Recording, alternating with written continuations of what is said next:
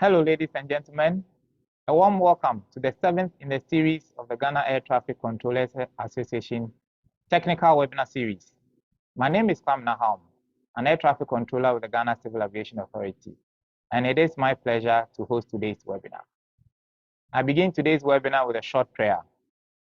Gracious Lord, guide today's deliberations and deepen our understanding of content to be shared. Amen.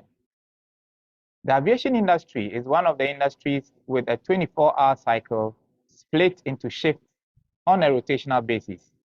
Now, regardless of the time of the day, pilots around the world continue to fly. Air traffic controllers keep watch, manage the airspace, and keep airplanes safely apart. Safety engineers work to keep CNS equipment serviceable. AIS personnel continue to manage and process aeronautical information.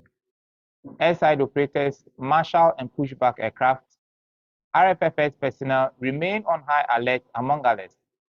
Now, inside the terminal building, there are check-in agents, aviation security personnel, immigration, customs, and state security officials who also work around the clock to keep the industry safe. An August 2016 research by Sonati and others on the quality of life, sleep, and health of Brazilian air traffic controllers with rapid counterclockwise shift rotation concluded that their perceptions of their own quality of life were found to be more negative, mainly in terms of their physical aspect and social relations, among others, which will be discussed. I believe the above conclusions will hold true for most persons in the aviation industry who are expected to remain alert and perform optimally to ensure that air travel remains the safest means of transport. Pilots, air traffic controllers, and cabin crew undergo medical examinations periodically to ensure they are fit to work, and they have to do this throughout their career. In view of this, it is important for industry professionals to maintain a good mental, psychological, physiological, and physical state of health and well-being. Now, how do we do this? What lifestyle changes are required of us to ensure that we add life to our years in good health? What are the general industry-related health risk factors, if there are any? Who do you talk to when you are feeling the heat? Ladies and gentlemen, we start this year on a healthy note as we are joined by three experts to discuss the topic, the health and well-being of aviation professionals. Join me to welcome our panelists for today, Mr. Matita Chabalala, Dr. Yakubu Akparibo, and Dr. Stephen Shorrock. Welcome, gentlemen. Thank you. Thank you. Thanks for joining us. Much. Yes, it's good to see you all again. So before I introduce the first speaker, please let's take note of the following information.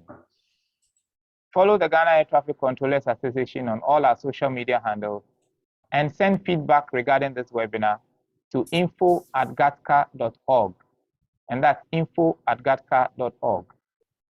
This webinar will be recorded and uploaded onto the GATCA website and also on the YouTube channel of GATCA.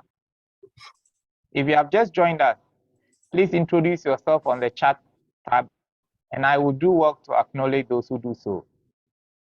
Send questions to the Q&A tab, and we'll get our panelists to answer them during the Q&A session.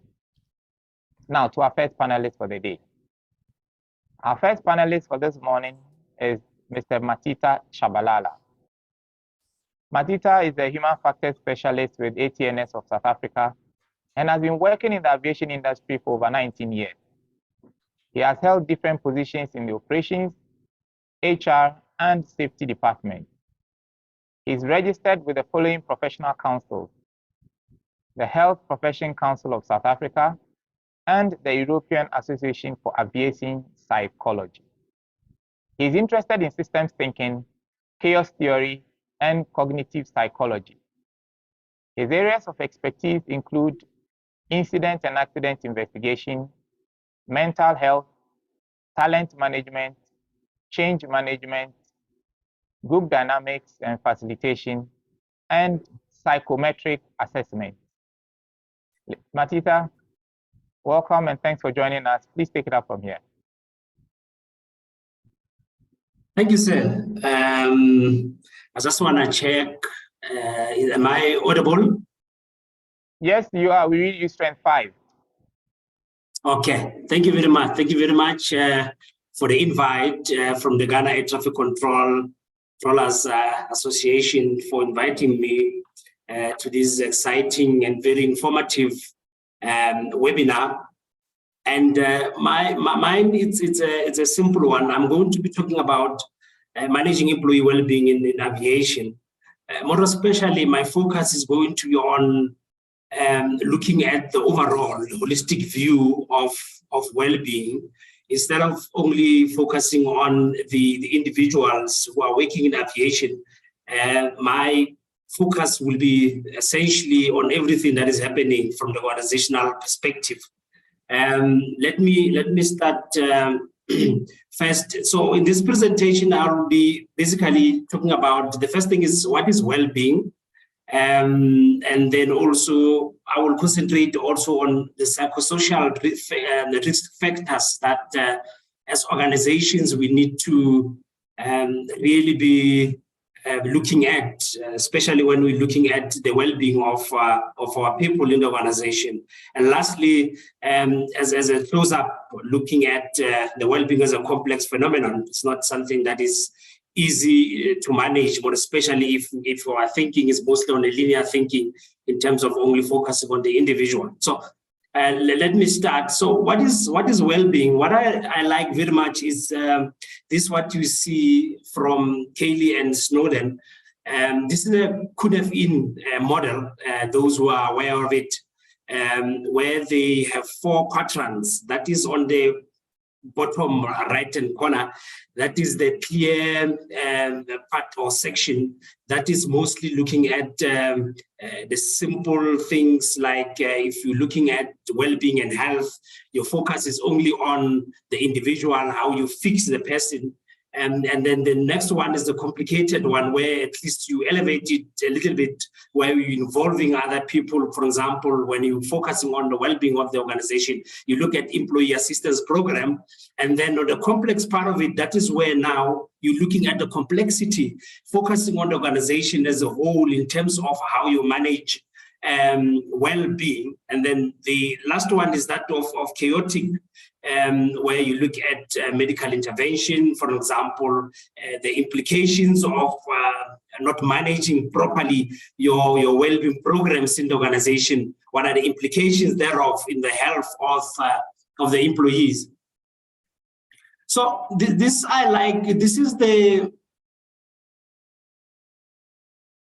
definition by Cayley and Snowden. They say that well-being, it is an emergent property of the messy and movable interactions between, 1, people, their relationships, interactions, and also and the organizing practices and procedures and structures in which people find themselves. So if somebody is not feeling well, what do you do? Currently, the focus is only looking at, well, you've got a headache. We need to give you a medication so that you are well, and then you go back on position, or you go back on the aeroplane and fly the aeroplane.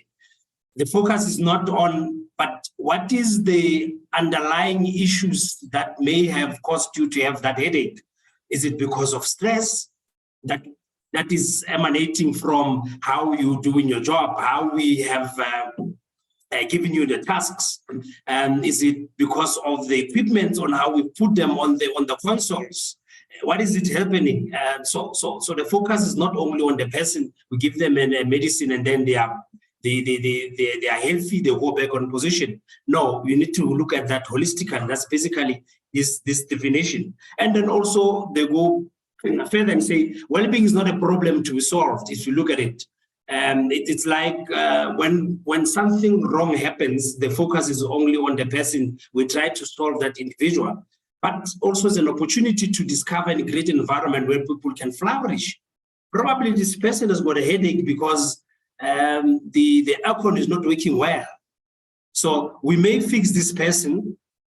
He or she comes back on position tomorrow, but because of the aircon that is not working, is still going to have that headache. So you see, that's going to be a back and forth situation. But if you holistically looking at the fact that maybe the environment in which this person is working in is not conducive, we may fix that underlying issue so that the person, when he comes back, that issue is corrected. And then also cultivating well-being is about changing practices in the workplace. Very, very important. What are those procedures and processes that we've put in place that are causing problems for people to do their job properly? And it's not the individuals or wanting or forcing them to change their behavior. And the focus is always being on how do we try and change the behavior of these individuals that are doing the job. But we need to look at that further and say, but what are the practices that we have entrenched in the workplaces that essentially causing things that we see in the organization? So next I'm going to talk about the psychosocial risk factors. So these are the things that we need to look into when we're embarking in this journey of us and trying to make sure that we enhance the well-being and the health of individuals in our organizations, but especially in aviation, as we see that as a complex environment, very safety critical environment. How do we go about it? So what are psychosocial factors? They refer to interactions between among work environment, that is job content, organizational conditions and workers' capabilities or capacities that we have. So, for example, it goes further to say, are you recruiting the right individual for them to do the job properly? Okay, the needs of the individuals and the culture that is prevailing at that point in time in the organization, personal extra job consideration that may, through perceptions and experience, influence health, work performance, and job satisfaction. And then also, if you look at Cox and Griffiths, it says that it's those aspects of the design and management of work and its social and organizational context that have the potential for causing psychological or physical harm. Now, let me go further and discuss these psychosocial factors in the workplace that we need to look at. Because if we're looking at this well-being, what are the things that we need to address at the organizational level? So, for example, if you look at organizational culture and function, things like poor communication, what does that do to the person in the front line who's doing the job? Are we communicating properly? Are we giving them information well in time for them to do their job as they should be? Because if we don't do that, the ripple effect is the fact that they're going to have, be upset, stressed about that, what they did not have, but they have to continue and do what they're supposed to be doing. Poor problem-solving development environment. Are we developing them? Are we capacitating them to ensure that they do the job as they're required to do? Non-supportive culture. Do we support them?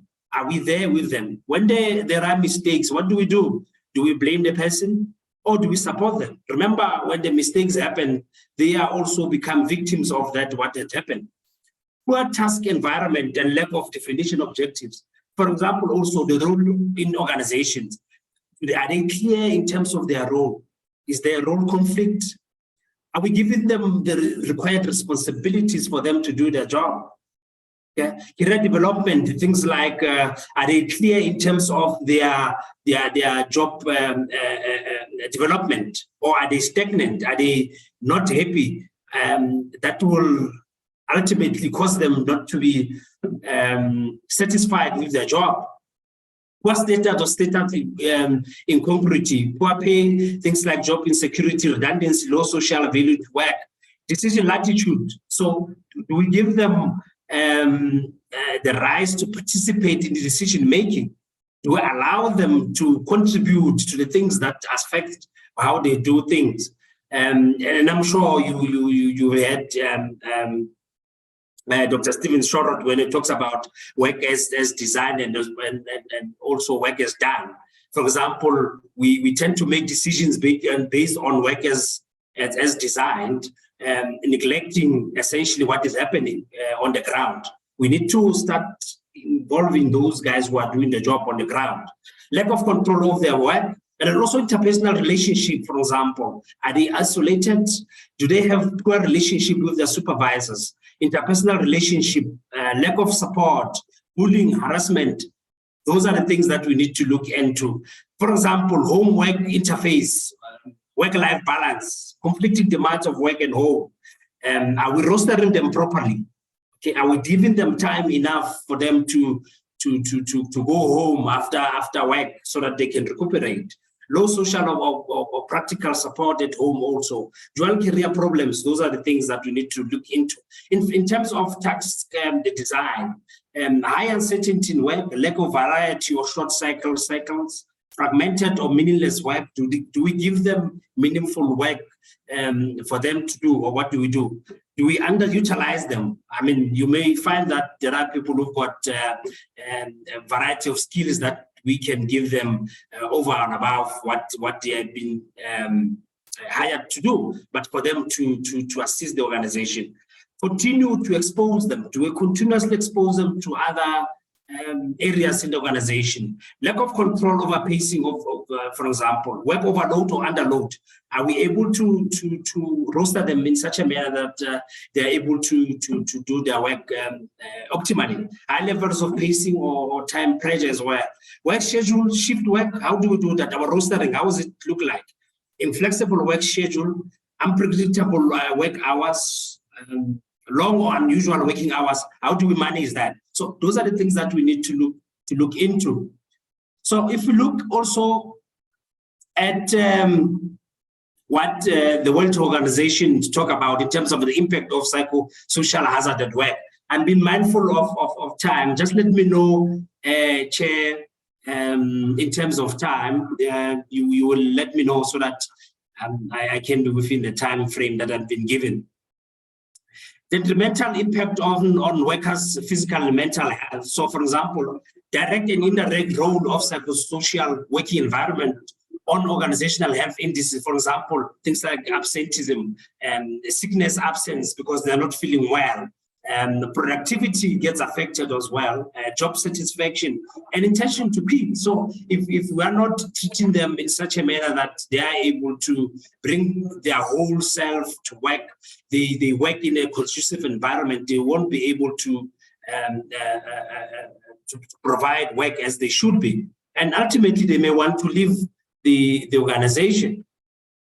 And then also, if we look at the psychological working conditions may have a detrimental impact on both affective and cognitive outcomes, such as anxiety, depression, distress, burnout, decision-making may be affected, and also the attention span may be affected. And remember, these guys are in aviation, are delivering safety critical tasks. In many instances, when they're experiencing these, we have to remove them from positions. And what do? The only thing that we do is to try and address these issues. If the person has got anxiety, we send them to the doctor, psychology, psychiatrist for them to be sorted. But we tend to neglect the issues, the contributing factors that contributes to them experiencing these. And then also there are strong predictors of mental health. For example, job strain, the kind of job that we're giving them. Low decision latitude, are we giving them the job that they're supposed to be doing? Low support, social support, high psychological demands, effort, rewards, imbalance, and job insecurity. I see, Chair, we are here. So this is the last slide.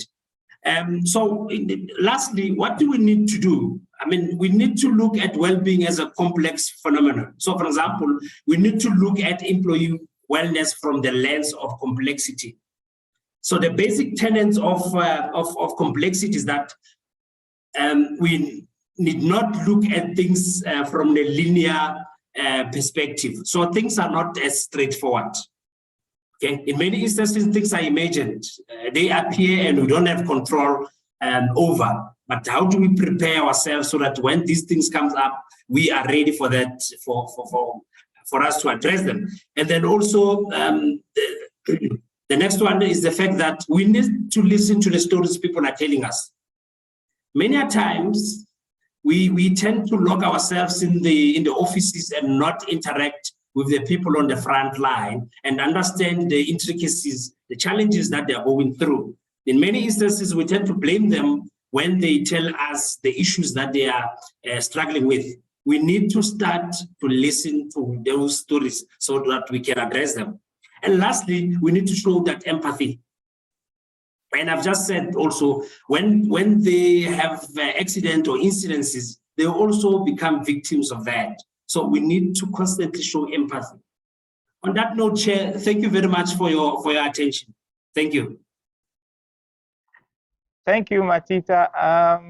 So I think a lot of our attendees would say we need to bring you back because I realized you had a lot to share and you were, I think it's because of the time we gave you. But to wrap it up, to recap, I think that one of the things I picked, or I'll share a couple of things. Well-being is not a problem to be solved, but an opportunity to discover and create an environment where people can flourish. And I like that. You also admonish managers not to look at things linearly, but holistically. We need to listen to operational staff and also show empathy. Thanks a lot, Matita. We will come back to you during the Q&A session where some questions have already started coming in. So please stay with us. Okay. And thanks. Thank you. I'd like to acknowledge a few people who have joined us and introduced themselves on the chat tab. Madam Juliet Okine, DDG FNA of GCA. Thanks for joining us, ma'am. Mr. Kofi Koji, acting that GCA. Thanks for joining us, sir. So I have Kwesi Mensah from Ghana, Marita Gibbs from St. Lucia, okay. Festo Banda from Zambia, Makafui Anani Anku, she's a passenger handling agent with Africa World Airlines Ghana. Jacqueline Atuhewe from Entebbe, Uganda. Araba is joining us from Belarus. Madame Bonnie Dibate, hi ma'am, former Council Africa Director. Esther Tineje, World Food Program. UD from Indonesia and Sarah from Serbia. I'll do some more introductions, but I'll go on to our second speaker for the day because I think they have a lot to share and we need to give them more time to share the content they have. Our second panelist for this morning is Dr. Isaka Yakubu Akparibo. Dr. Akparibo is the Medical Director of CareFlight Ghana and is an aerospace medicine specialist. He's a graduate of Rice State University Aerospace Medicine Program, King's College London, and the Royal Air Force Center of Aviation Medicine Program. Dr. Akparibo is an aviation medical examiner for the Federal Aviation Administration, FAA, Civil Aviation Safety Authority of Australia, South African Civil Aviation Authority, and the Ghana Civil Aviation Authority. He enjoys flying and cycling and is currently working on getting his private pilot's license. Doc, welcome. Thanks for joining us once again. Please take it from here. Okay. Thank you very much for having me. So just give me a second. Let me start sharing my slides. That's fine. Okay.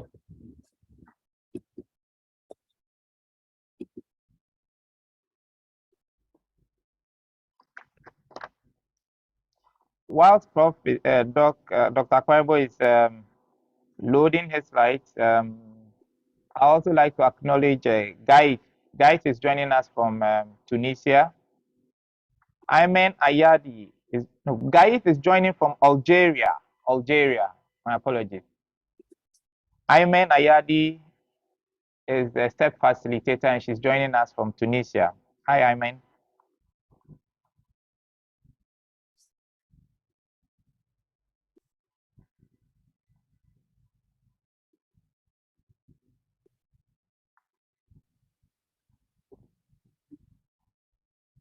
Doc, we are standing by for you to share your slides.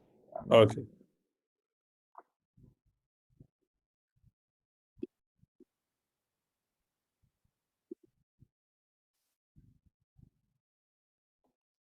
In the meantime, whilst we are waiting for Doc, I will still go on and acknowledge some more people who have joined us. Just give me a minute.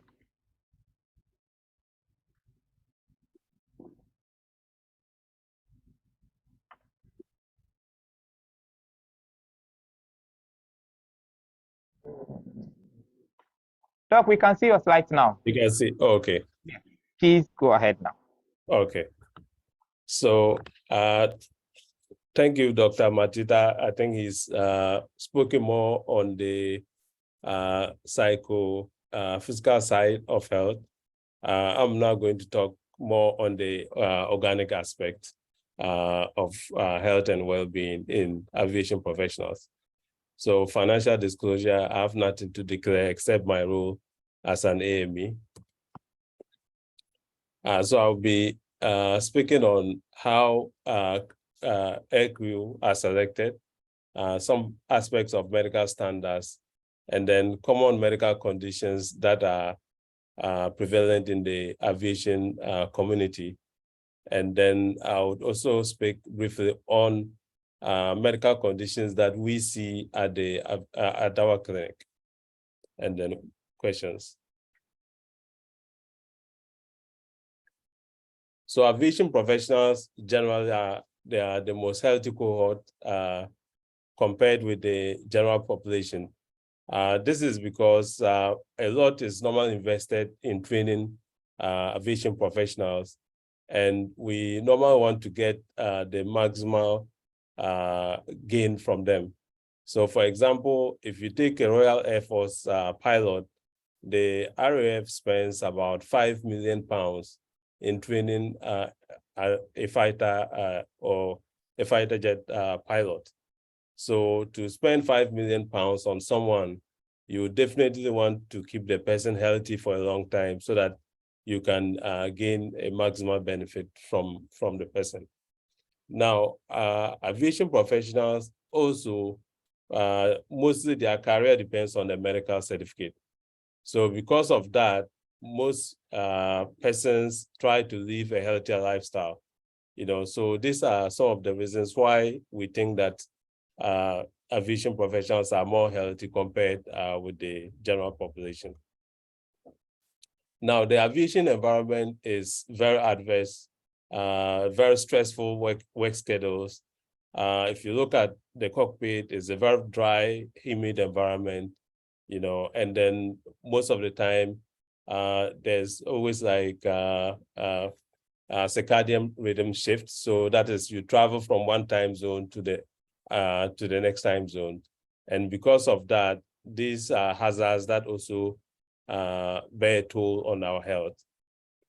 Now, there's reduced oxygen in the cabin.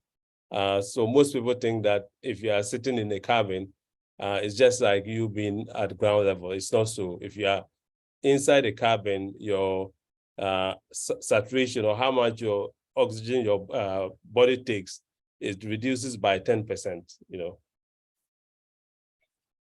So we also have sometimes the engineers working in hot weather environments to fix equipment.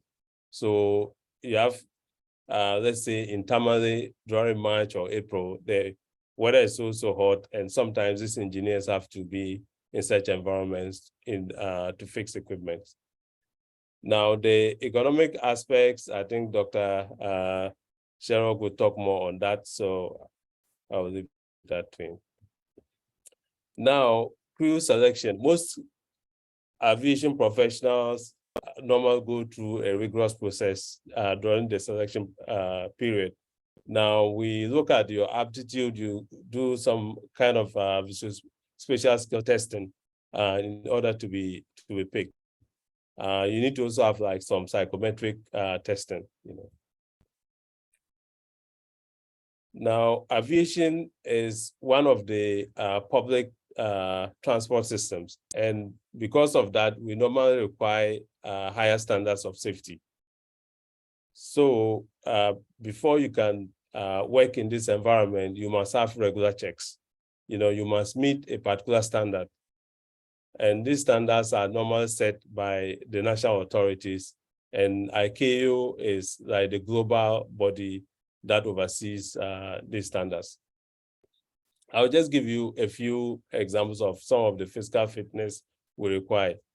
The one that catches me so much is the BMI.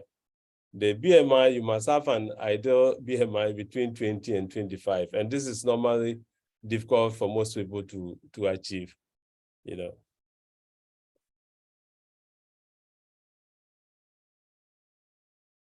So for tower and radar controllers, normally they will need good visual acuity and also color vision test. And because of that, we do all the screenings for them annually before they can work. We do also for pilots and the cabin crew. And some of the engineers also need to have this kind of checks. So the basic principle is that we normally require that you should not be vulnerable to sudden incapacitation, you know, and we normally would want to use what we call the 1% rule. So the 1% rule is that within a year, your risks of getting capacitated should be less than 1%. You know, for standard driving, normally the risks should be about 20%. But with aviation, the risk is reduced to less than 1%. So what are the common health conditions that we normally find in aviation professionals? The first one is cardiovascular diseases. We have visual problems, and then stress and psychiatric issues. That is becoming like one of the important problems because of the Germanwings accident that happened some few years ago. We also have like musculoskeletal problems and then issues to do with shift work. So with the visual issues, most of the time, because ADCOs have to look at visual display equipment for so long, sometimes you can develop visual fatigue and then red eyes. Now, most tower controllers sometimes have to sit alone, especially during the night shift for a long time. And this normally can lead to bladder problems. So they develop urinary tract infections frequently. The heart diseases are high blood pressure, diabetes, and then hypercholesterolemia. Now, in 1987, about 306 medical licenses were revoked due to heart disease among 70,000 commercial pilots in Canada. So cardiovascular disease is one of the reasons why air crew or aviation professionals lose their licenses. Now, shift work is very necessary in aviation because we run a 24-hour service. You know, in the developed world, about 20-25% of the workforce run a shift. And out of this number, 10% of people don't tolerate it. So shift work is not something that like everybody can do. There are some that can't tolerate it at all. And most of us who do it, we normally just adjust to the system.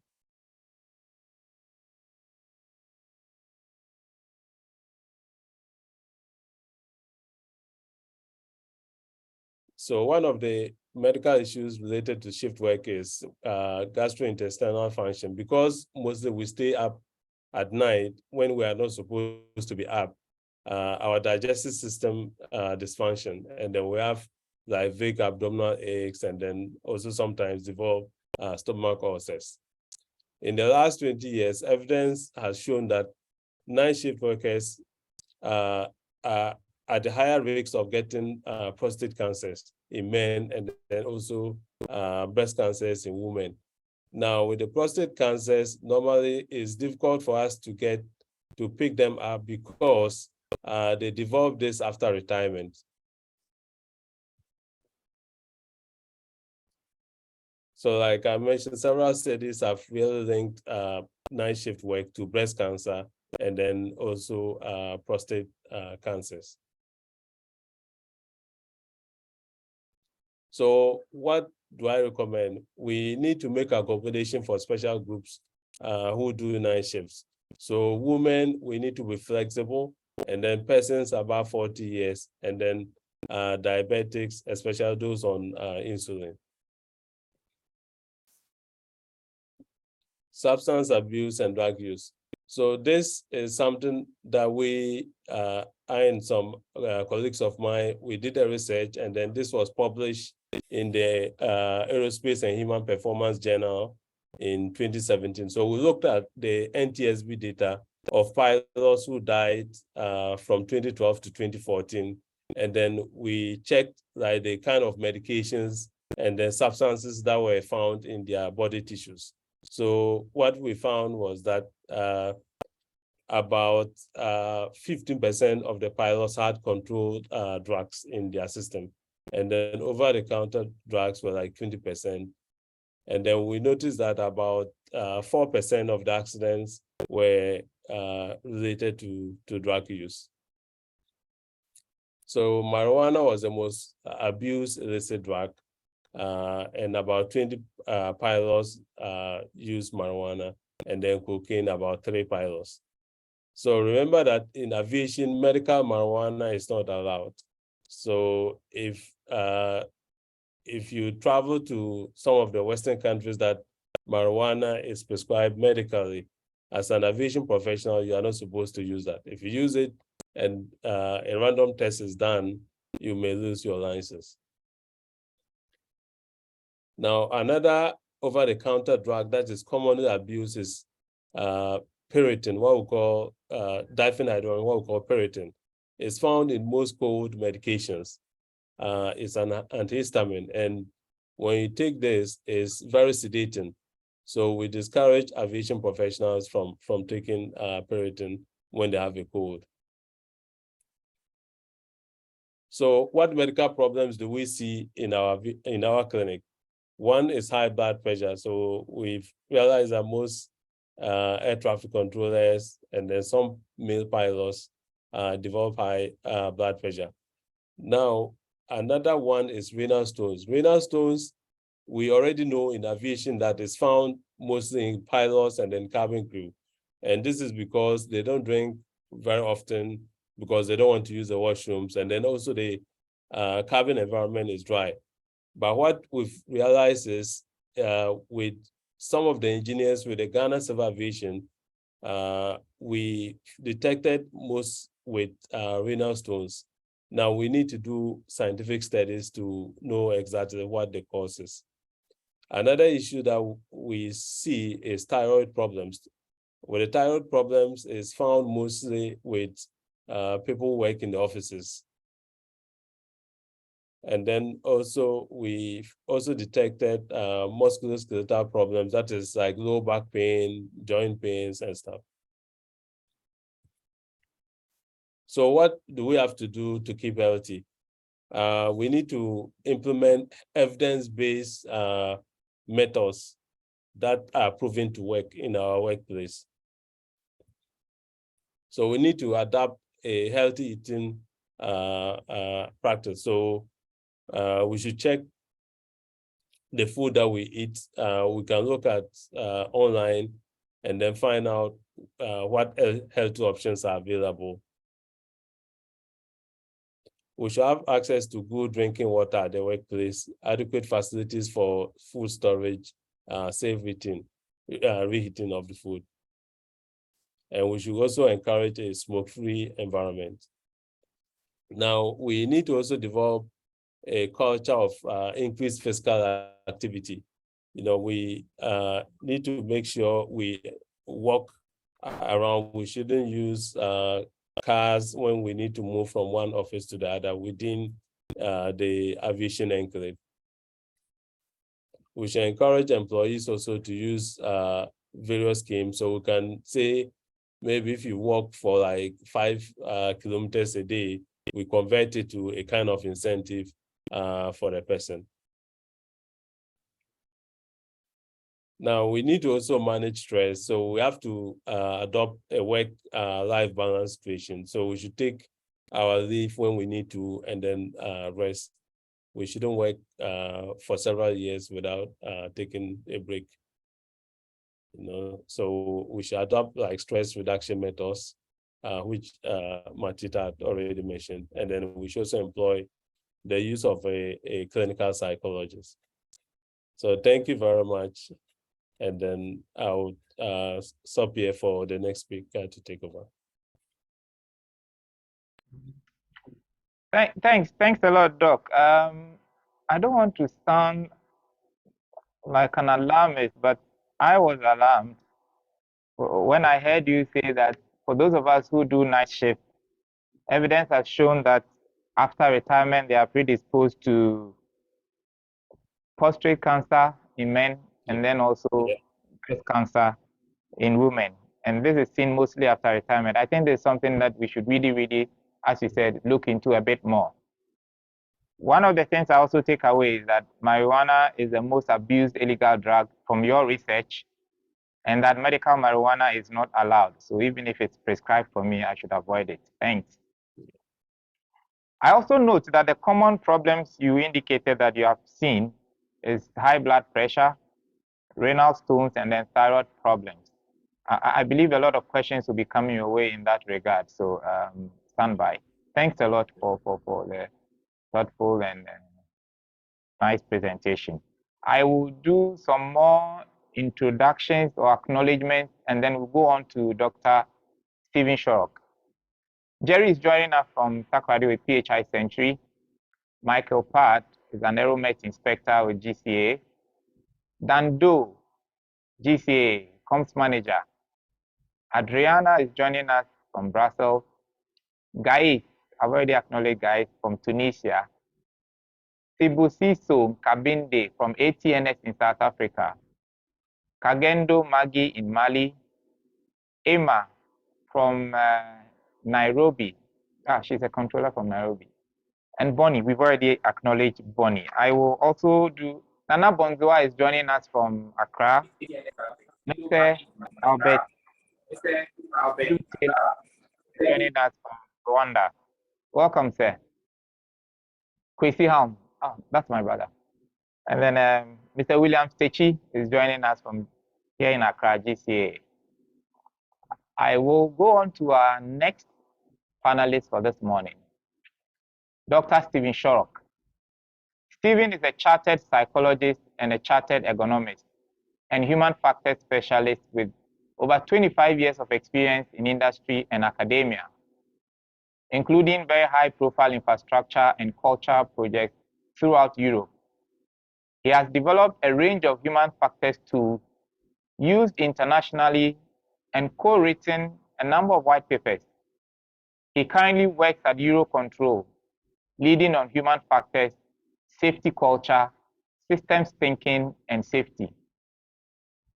He's the editor-in-chief of the Hindsight magazine and an adjunct associate professor at the University of the Sunshine Coast Center for Human Factors and Socio-Technical Systems. In his private capacity, he blogs at the humanisticsystems.com. And I think attendees should do well to check that website out, humanisticsystems.com. And he has co-edited Human Factors and Ergonomics in Practice, Improving Performance and Well-Being in the Real World. Stephen, welcome. Thanks for joining us. Let's get back into the real world. Tell us. Thank you so much, and thanks to Gatka for this invitation. I'm going to be talking about now behavior change for well-being. So a different perspective. And first of all, I'll just talk about what I mean by well-being. And what I mean in simple terms, as you see here, is well-being can be described as judging life positively and feeling good.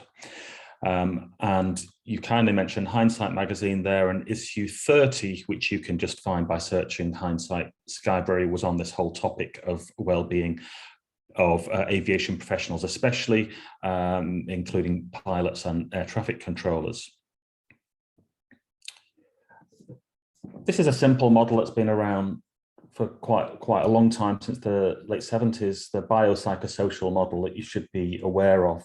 and it indicates three major influences on well-being that interact with each other. So one of those is our biology. So our physical health, of course, influences our physical well-being. We have genetic vulnerabilities, both for physical disease and also in terms of mental health issues. There are also some drug effects that have been mentioned already. On the psychological side, we have our coping skills, social skills, family relationships, community relationships, which are very important, peer relationships, self-esteem, mental health. And then on the social side, yeah, we have our peers, our family again, family relationships. These interact in complex ways, as Matita indicated in the first talk of today. And so we can't take any of them in isolation. But what I really want to talk about is what you can do to take action on your mental well-being. So it's what you can do by yourself, for yourself, not something that is done for you and not something that is done to you. The reason for this for myself is that my specialism or my expertise by experience is on trauma and in particular PTSD. And so some of the advice and insights that I'm going to give over the next 15 minutes are actually from my own experience of post-traumatic stress disorder and recovery. But they're also backed up by very solid research. So I just want you to think about investing in your mental health. And the way that I think about mental health is that your own mental health has to come first before, in fact, anything else or anybody else, because without reasonable mental health, it's very hard to perform in your job. It's very hard to be a supportive family member, a partner, a father, a mother. And so we need to put some more attention than typically we do consciously on our mental health. The first thing I think to do, and this was my own experience in recovery from PTSD, is to reflect on your whole situation. So thinking back to that biopsychosocial model, thinking about your physical health, thinking about, as was previously mentioned, for instance, even your food, your alcohol intake, your use of nicotine and so on. Thinking about your psychological health, your mental habits, for instance, your social connections, which are very important, and your work. And somehow take some time to reflect on how all of those impact your well-being. A second thing to do, if you feel like you're experiencing a condition which might be, for instance, anxiety or depression or some kind of traumatic stress or burnout, then just to research that thing. In my case, for instance, I spent a long time reading a lot of things on PTSD from a psychophysiological point of view, from a social point of view, from all different kinds of perspectives. Basically, I wanted to find out everything that I could about this this diagnosis that I'd received. And third, to identify your needs and prioritize them. Again, to put your mental health first. It's quite hard even to be physically healthy when your mental health is poor. But many of us put others' needs first. And so there has to be a little bit of reprioritization to put your mental health first. Only then actually can you really effectively serve others' needs anyway. Then to make a plan, what are you going to do? And then try it, observe what happens, and then adjust. When it comes to mental health, you can't separate it from physical health. And without going into the details in such a short presentation, there's a very large body of evidence that rhythmical aerobic exercise, as well as weight-bearing exercise, is extremely good for mental health. In fact, your muscles, the very act of contracting your muscles has a beneficial effect on your mental and emotional well-being. And so this rhythmical exercise and also resistance exercise, you shouldn't underestimate how good that is for you. For myself, I was never really that much into exercise, like in any kind of, organized sense, but I found it one of the most useful things on a day-to-day basis for improving well-being is really when I started doing rhythmical and resistance exercise, basically going to the gym. A second thing with a large body of research backing it up is regular connection with nature, being among trees, being on hilltops, mountainsides, by running water, any kind of connection with nature, ideally on a daily basis, which is difficult for those of us in cities, but ideally so, even if that's in a garden, is good for your physical and mental well-being also. There's a reasonable body of evidence that yoga is beneficial, especially in trauma recovery, for instance, that meditation is beneficial, and there's some evidence, perhaps less so, for mindfulness, but they are all three things that you can try for free. There's something that you don't necessarily need to pay for a class, but this is something that you can do, again, by yourself, for yourself. And then another thing is peer support and social connection. Again, a huge body of evidence about the importance of relationship, the importance of talking to people, to especially your peers, and many aviation organizations will have peer support networks, critical incident stress management programs in some case, but I'm really just talking about the more everyday, taking a cup of tea or coffee with someone, sharing a lunch with someone, and actually just opening up to those that you trust and who critically are good listeners.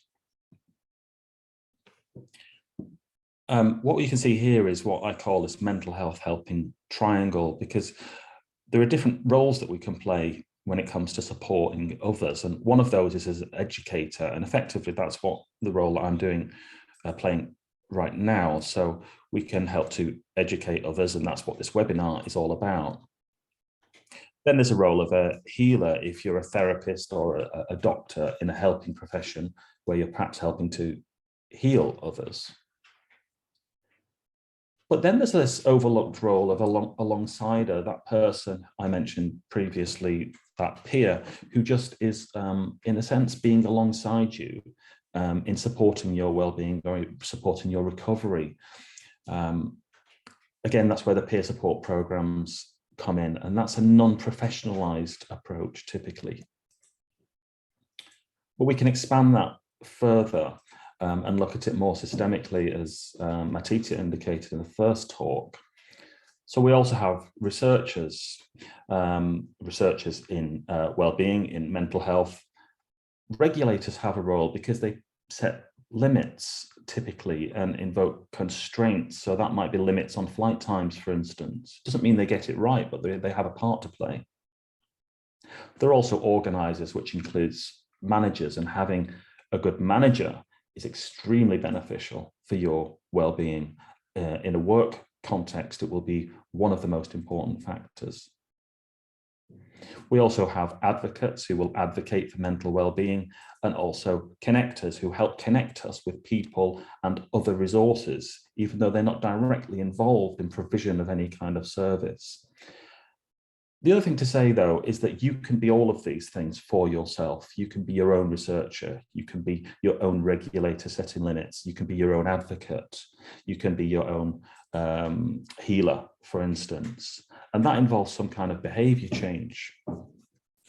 So other things for experience is to notice and adjust to your environment.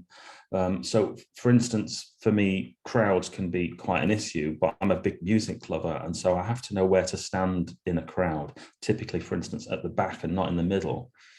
So making wise decisions about activities, and critically finding awe and wonder. And again, there's a huge amount of research coming out about the importance of this feeling of awe, the kind of thing you might feel at a concert maybe, or you might feel on a mountaintop. And to never give up on your own recovery is another thing. want to finish with this stages of change. This model has been around since 2005 from Prochaska and De Clement. We start our journey when we're not really thinking about making an improvement. So let's say you might be a smoker or a vapor, as I was once a vapor, and you're not really thinking of changing, but at a certain time you realize that you want to change, you want to start at the gym, you want to stop smoking, you want to stop vaping. And so you contemplate, and then you start to prepare for that. You lower your dose, for instance, or you start looking into gym memberships. And then you take action, and then you try to maintain that action, and possibly you'll relapse, and that's very common, but then you need to get up and start again. And that goes in a cycle. And just to finish off, there's some really practical things that you can know, and that you can do, and these are all self-oriented behavior change. So get the facts about healthy behavior. That's kind of obvious, and we've heard from in the previous presentation about those. Pay attention to your feelings about healthy and unhealthy behavior, and create a new self-image with this healthy behavior as somebody who exercises, somebody who doesn't vape or smoke anymore. Notice the effect of others on your unhealthy behavior and public support for your healthy behavior. Start to pay attention for that. Decide and make a commitment, that acting part of that cycle, to change and prepare to take action, and then get support from people who do support that change. It's quite hard to do these things alone, and so the more support you have, the more social connection you have, you go to the gym with somebody else, for instance, the better. And then use substitutes for unhealthy ways of thinking and acting. If you typically have a smoke or with a cup of coffee on a particular chair in your house or apartment, for instance, you might have to switch to another place because that's a subtle cue. Reward yourself for positive behavior. Manage your environment to encourage healthy behavior. If you want to make it easy for yourself to do the right thing, to go to the gym, to get exercise, pack your bag so it's available. Make it as easy as possible to do what you want to do. Focus on success and remember when you have succeeded instead of failure. Remember that success, reward it, and try to repeat it. Set small goals that are incremental and plan your behavior change, thinking of what might get in the way, what are the risk factors, what are the difficult situations that you might encounter, and then accept that setbacks will happen. You will sometimes fail, but it'll be in a small way and you can recover from it. You can get back on the journey that you're on. So that's all from me, and I hope that's quite a practical talk on some things that you can do for yourself, by yourself. There's a bit more there in Hindsight issue 30 that you can see on the screen, and if you go onto my blog Humanistic Systems, you can see where I write about many things, but one of those is actually trauma and PTSD, and that includes an interview on QF32 and the pilot, or Captain Richard de Crespigny, who experienced some post-traumatic stress after that. So that's all from me. Thanks all for listening. Thanks a lot, Dr. Sherrock. I'd love to recap because there's so much I got from yours. But I think one of the things that came across is your own mental health must come first before anything else, because it's very hard to be physically healthy when you are not mentally healthy. And I thought that was insightful. Another thing also, he said, having a good manager is very beneficial to your well-being, for yourself, by yourself. I guess that would be my motto going forward. I'll acknowledge a few more people and then we'll quickly roll over to the Q&A sessions because we have a lot of questions coming in. And thank you, attendees, for posting the questions. Please keep sending them to the Q&A tab, and then we'll load them and then run it by our panelists. I'd like to acknowledge Gertrude Alovo. Gertrude, welcome, Getty. And then Mr. Francis Ohene Kapon, I think everybody calls him the Don. Justice Ekwamwa Boateng, Mr. Osei Bonsukweni, and then George Boafo, PHI, Takrade. Thanks a lot. I'll go on to the very first question, and any of you can take the question. It's from Mr. Kofi Koji. What is the difference between physical well-being and emotional well-being? And how do these affect and play on occupational productivity? So any of you, yes. All right, maybe I can attempt that. And I think Dr. Shorrock and Dr. Yakubu have touched on it. So when you look at well-being, it's not only just the absence of disease or illness. It's a complex combination of all of these, that is physical, mental, emotional, and also social health. So when you're looking at well-being, you need to look at it that holistically, because if you're not mentally healthy, it affects you physically the other way around as well. If physically you are not well, it will also affect your mental health. So when you look at that, you need to look at them holistically. Thank you. Matita, the second question has to do talks about the confidentiality of medical reports, and I think you already answered that in the Q&A, but you can still just answer it briefly. All right. Let me answer that. You know, with the patient and doctor confidentiality, as you know, that is very, very important, because if those reports land in wrong hands, they may cause harm. Because remember, if you're not medically, you are not a medical doctor, and you have access to somebody's medical report, you may misinterpret what is written in there. For example, there was a question for Dr. Yakubu, I'm sure he will answer that, where he mentioned a certain word that is someone does not understand. So if you're reading a medical report and you don't understand those terms, you may misinterpret and they will cause harm to people. So what you can do is that you can have a policy in your organization to make sure that those reports are preserved. They can only be made available to qualified individuals. Thank you. All right. Thanks. So the next question is going to Dr. Kwaibo, and the questioner wants more clarity on musculoskeletal issues that you talked about. Okay. So when we say musculoskeletal problems, it's mostly low back pain, and then also joint issues. So low back pain, because most people sit for so long, and also economic factors like Dr. Shero mentioned. If you're using display screen equipment, you need to have like a risk assessment, and then you are shown how to place your screen, and then how to position your chairs and all that stuff. So that is what I meant by musculoskeletal problems. All right. Okay. I also see in the Q&A about the question in regards to prostate cancer that I mentioned is common amongst night shift workers. Yes, we do the screening for prostate disease for all ADCOs that come for their medicals, and we do for persons above 40 years. So it's part of the health screenings that we do.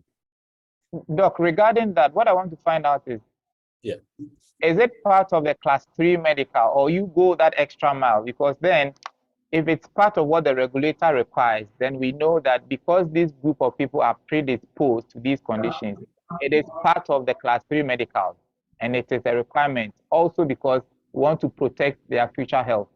Okay, so it's not part of the standard for the class 3 medicals. So it's because we know the risks associated with the work, and that's why we added that just for the well-being of ADCOs. But if it's not part of the class 3 medicals. Okay. Another attendee wants to know, are there early warning signs that will indicate possible health issues, mental, cardiovascular diseases? Is there any early warning signs that we can look out for, if there are any?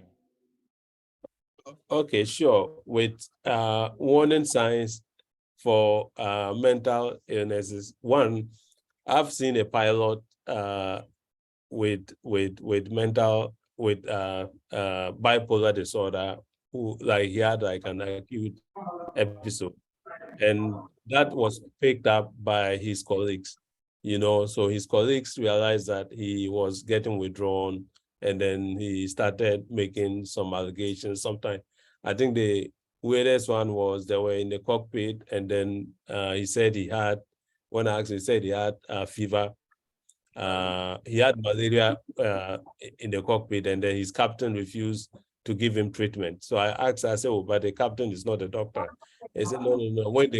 When they even landed, the captain made sure that they wiped all the cockpit data recordings and all that." So somebody like that, it was the colleagues that picked up the issue, and then they reported to the HR, who then referred him to me for further exam. So these are some. So if you are at the workplace and then you realize some changes with someone, like he's getting withdrawn and stuff, these are some of the warning signs about mental illness. Now, in regards to cardiovascular disease, the risk factors are high blood pressure, diabetes, and then high cholesterol levels, and then smoking. Most people in Ghana don't smoke. That is a good thing. So if you have high blood pressure or diabetes, then normally you need to have regular checks with your doctor, because these are the major risk factors. And with the ADCOs and some of the health, the aviation professionals who can be here, we do screenings for cardiovascular disease. We make sure everybody has an annual EKG, and then we do the cholesterol levels for everyone. And of course, we check the pressures. And if we find any of these problems, we normally would give treatment. Okay.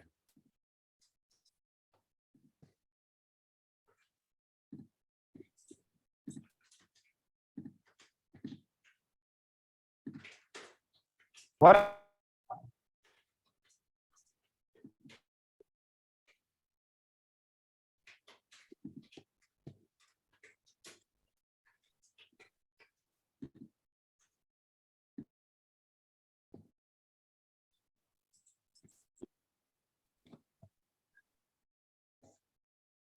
Coming back to work. I think we can. I couldn't hear you. So the question is, for some shift workers, we get off days to compensate for night shift. And after that, when we take those off days, we spend it on some other activities. And so we come back to work tired. Are there some strategies that we can use to make sure that we don't come back to work tired after off days? Okay. So with shift work, the major biological shift is with melatonin. Melatonin is one of the hormones that is released in the brain. And when you have lights, it reduces the secretion of melatonin. And that is what also affects estrogen secretion, and then increases the risk of breast cancer in women. Now, as to managing fatigue, there are some modalities or some medications that we can use. So if after the shift, instead of, if you need to have a good rest, you can take melatonin. That is the natural hormone that I mentioned, and that is going to help with your sleep, and then so that you can have a good rest and then return to work. And we don't also encourage that you take your off and then go and do other things instead of resting, and then you come back to the workplace and you're fatigued And then human factors, Dr. Sherrock mentioned that would then, and that can lead to like accidents. So we encourage that you really have like a good rest when you take, when you are off.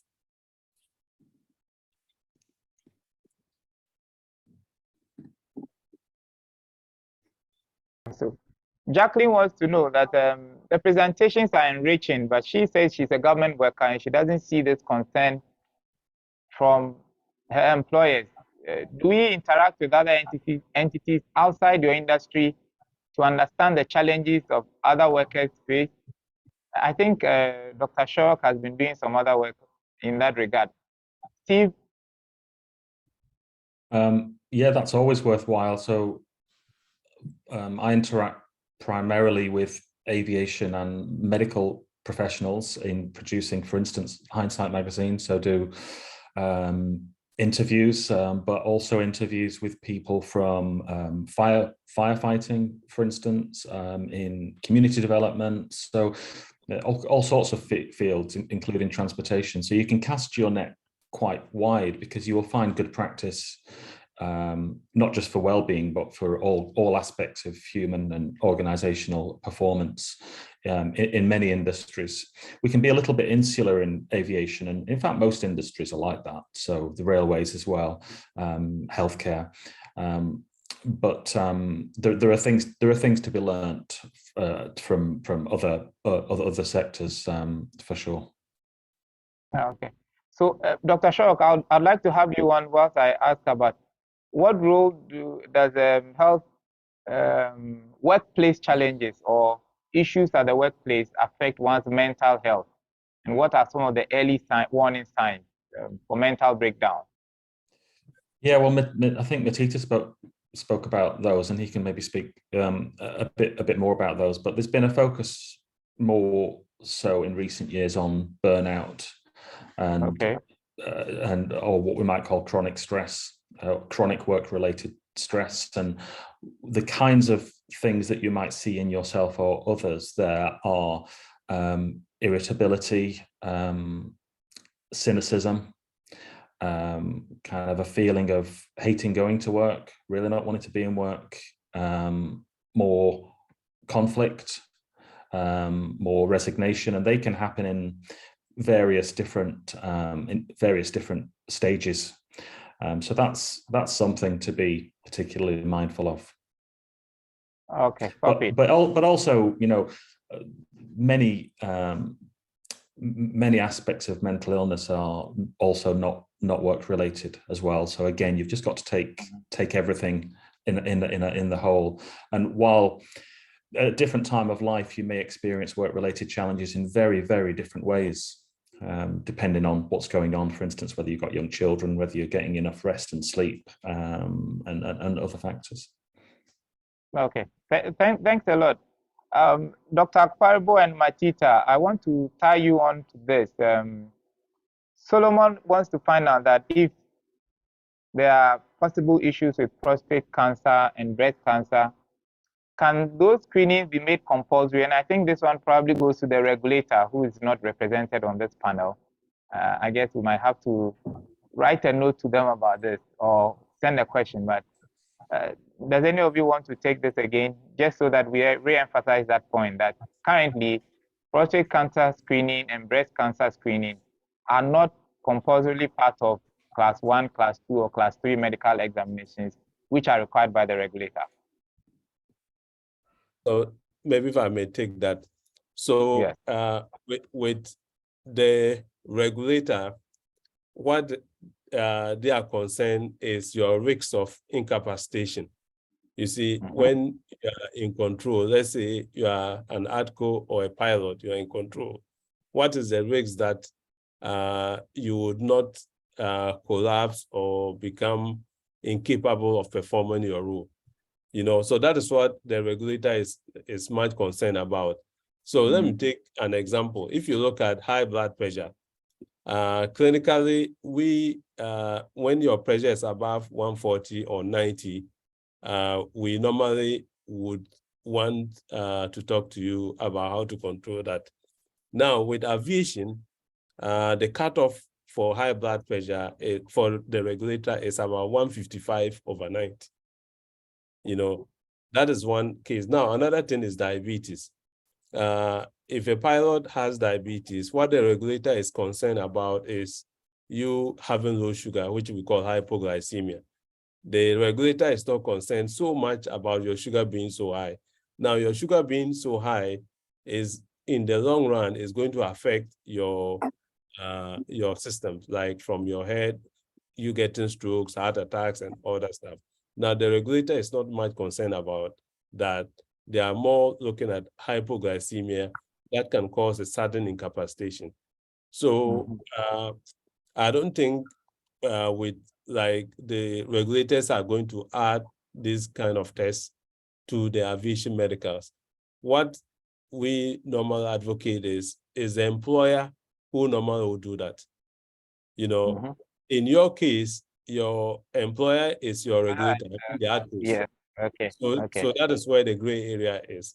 But normally is the employer. So if I have, let's say, African World Airlines, they would then want to do this kind of checks on their pilots or crew so that they make sure that they get maximum benefit. They don't want them to get, like, maybe someone gets prostate cancer early and then drop out of line. So they would want to do this kind of checks. But for the medical standard, that will not be added.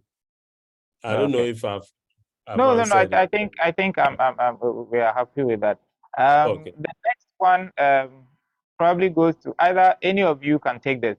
Should we normalize the act of talking to health professionals or a psychologist, especially in the African context? You know, there's a lot of patriarchy and toxic masculinity, and for most of them, most people in the industry are men. And I feel that there will be some pushback on asking people to go talk to a psychologist. What do you think? Should we normalize that? I can maybe speak to that if you wish. It's not just a matter of should we normalize it. It's a matter of can you normalize it? Because I don't know the situation in Ghana, but in the USA, for instance, with the FAA, you simply can't, because of the risk to your medical certificate if you engage in regular talking therapy, even for relatively minor conditions, which might be mild anxiety or mild depression. That's a big problem if you're a pilot in the US. Hence why the research shows quite clearly that pilots, especially shift workers, probably generally, so that includes air traffic controllers, are at more risk of mental health conditions and are less likely to seek help for them. So that's the first problem when it comes to talking to medical professionals and other licensed professionals in healthcare about mental health. The second question then is, so who should you talk to if your state somehow forbids or limits you in getting professional treatment? And that then is your peers, and that's where peer support programs can be extremely useful, not just for crisis intervention, because by that stage it's rather late, but day-to-day conversations. In some industries, these have been set up as kind of, weekly things over coffee, something like that, where you actually just have a conversation about, you don't need to call it mental health, you can call it pressure, the pressure's on you, things like that. So that's to be encouraged. Of course, it should be that we can talk about mental health as easily as we talk about physical health, but we don't do that naturally, and there are systemic barriers to doing that as well. Okay. Matita, how often do you have people coming to you voluntarily to do that?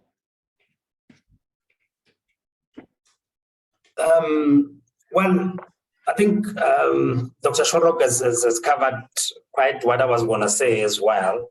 The biggest challenge, that's why aviation professionals are afraid of consulting with health professionals, is the fear of them losing their medical certificate. Hence, that other question when it was asked to say that can we make those reports available to anybody? So that's where we start first. And so to answer your question directly, of course, if somebody comes with confidential information about the circumstances that they are experiencing at work or probably at home as well, I need to attend to that and understand what are the issues. And if there's a need to refer that individual to another professional outside of my profession, I will arrange that, of course, with that person's agreement to say, of course, you can refer me to that individual. The issue here, the important one, is the issue of confidentiality. But fortunately, us as professionals, we have been trained to make sure that we keep that interaction as confidential as possible. Thank you. So I want to stay on the mental health bit for some time. So if there are genuine issues why professionals would not want to talk to mental health professionals, whether asked by their employers or in their personal capacities, what can we do to bridge that? Because obviously mental health is important.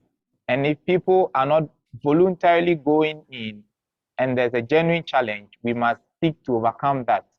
What can we do to encourage people to consult or talk to healthcare professionals? Have a clear program. For example, we had something called a holistic health program. So there you clearly have a policy or procedure in place that says that as a professional, you can go and consult with a mental health professional. And the only thing that we're going to get, for example, as an organization, is just numbers at the end of the month or a year to say, we have seen so many numbers, not necessarily who and what was discussed in those sessions. The only thing that we'll get is probably the invoice for us to pay because they provided the services. So that's very, very important. That must be put down in a policy to make sure that that confidentiality is clearly protected. Otherwise, if that is not the case, they're not going to do. In any case, these professionals, they do see on the sidelines these health professionals, but we don't get to know about them as an organization, because if you get to know about them, they are not guaranteed that confidentiality, and they may end up losing that their medical certificates. So the important thing is to have that program in place and make sure that nobody breaches that confidentiality. Thank you. We probably have to do another webinar to discuss peer support, because just before coming on, a few days before coming on, I asked a couple of my colleagues, would you talk to one of your colleagues if you felt you had an issue for a peer program or for critical incident stress management? Most of the people I spoke to said, no, I'd rather not talk to a colleague of mine. And so that is also something that hangs. I don't know if any of you want to comment on that, or we can go to the next round of questions. Yeah, that's a cultural issue, isn't it? So that's going to be something that's really slow to change, and it's largely true amongst men, especially around the world. So that's not constrained to Ghana at all. But then there's the more systemic issue. So in terms of where to intervene in the system, if your regulator sets limits on your access to mental health services for, again, relatively mild conditions, then that's a good place to try to work with regulators to remove those kind of restrictions that prevent people from seeking help. But on a then going down to the micro level, what I find with, from a male point of view and with men especially, there are some ways of talking that are more helpful than others. So for instance, walking or being side to side is often more conducive to a discussion than sitting face to face for some reasons. And so just having a walk with a friend, that doesn't have to be necessarily a peer, but a peer is likely to understand the work-related pressures. Having a walk and talking whilst having a walk, just at that very simple level, that's something that you can do, and you don't have to label that as mental health. It's just, how are you doing? Okay. Thanks a lot. I think we've seen this question. Can we move on to the workplace challenges? Well, we still have a lot of why are there increased emotional distress affecting professional workers? Oh, wait a minute, let me just rephrase this question. Do we see an increased emotional distress or stress-related issues or suicide attempts among pilots and controllers?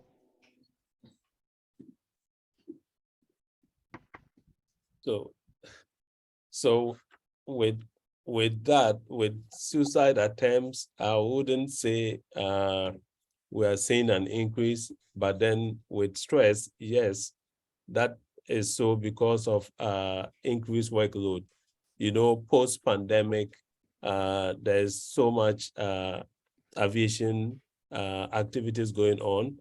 You know, like most of the airlines have run out of crew, so because of that, there's really increased workload amongst aviation professionals, and I think that increases to increased stress levels.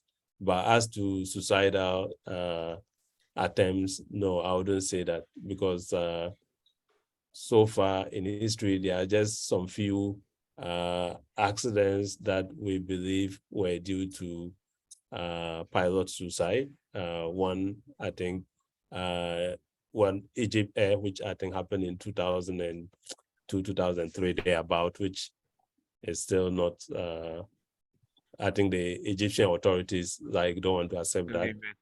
Also with Rubik's, that happened with the German wings. Yeah, you know, and there's some couple of others. So I wouldn't say there's an increased suicidal attempts among pilots. Yeah. I mean, that's refreshing to know, especially for our context. I'll go on to the next question. What forms of compensations are available for a worker when investigations prove that poor working conditions and environmental factors affect the worker's mental and physical health? So I'll just take some aspect of this so that if the panel members also comment. So with occupational health, the employer has like a duty of care to make the work environment safe for the worker. Now, in the UK, the health and safety executive normally, if there are breaches, like there are normally fines and that kind of stuff. In Ghana here, our the occupational health law is still in Parliament. They haven't passed it, but most of the companies still, let me say, use that. And because of that is the employer's duty of care to make the work environment safe. Now, if a worker gets a condition that is work-related, in Ghana here, we have what we call the workman's compensation law. If you get injured at work, or it's like an illness that has arisen because of your occupation, normally we use the workman's compensation law. I think PNG's law is like in 1985 that they passed it. So we normally use that to compensate the employee. That's what we do here in Ghana. Thanks, Doc. So before we wrap up, does any of you have any final comments, anything to share finally before we wrap up? So from my side, thank you very much for the opportunity and invite. And I want to emphasize the fact that the point that I made earlier when I started to say, when you look at well-being, and in many instances, what we're focusing on wanting to only fix the individual. And now we need to, in parallel, as we are trying to make sure that we fix the individual, make sure that they are healthy, let's also try and fix the environment in which they operate in, so that you fix them and then they come back and then they're still affected and then they go back. So it becomes that cycle. Thank you. Thank you, Matita. Dr. Shaw? Yeah, I guess I'd certainly emphasize that point. That's on the systemic, broader level, but also think what you can do for yourself by yourself. That, in fact, is the easiest thing to change. It's not hard. It's not easy actually to change your own behavior, especially habits. But everything that you want to do to improve your well-being requires an action from you. And so have a think about that cycle of change that I mentioned earlier, and those 2 slides following in terms of the things that you can do to improve the chances that you do improve your own well-being. Think for yourself by yourself. Thanks a lot. And Dr. Kwaibu, would you want to have another, or you are okay with just what you wrapped up with? I think I'm fine, and thank you for the opportunity. What I would want to say is that with mental health, if you have issues, always talk to the professionals. There are clinical psychologists in Ghana that we can always arrange for you to talk to. And then I would also encourage you to increase your physical activity and then stay healthy. Thank you. All right. Thank you also. We have a lot more questions coming in, but I think time will not allow us to do that. Somebody is sending a message to say we must have a part 2 of this. So panelists, if we send you an email inviting you for part 2, please accommodate us. On behalf of the Ghana Air Traffic Controllers Association, I want to thank our panelists for today, Matita, Stephen, and Dr. Kwaibu, for making time to join us to share very, very useful insights on the topic. I want to thank every attendee who made time to join us as well. Keep joining us as we share industry insights. I want to thank ATC management, the ITC section of GCA, for their continued support for this program. Finally, I'd like to thank all members of GATCA, and especially members of the technical team, Ben, Alisa, Samani, Stelabi, Alaska, Jonah, Oko, and Bash. I will end today's webinar with a closing prayer. Heavenly Father, we thank you for a successful webinar. Continue to bless our panelists and attendees. Bless the work of our hands as we continue to work in our various fields. Amen. Please don't log off immediately. There is a post-webinar survey. Please make sure that you fill the post-webinar survey and you give us feedback on topics you want us to discuss in the future. For those who have already started texting that we'll have to do a part 2 of this, we have taken notice of that. Thanks a lot for joining us. Have a great day and enjoy the weekend.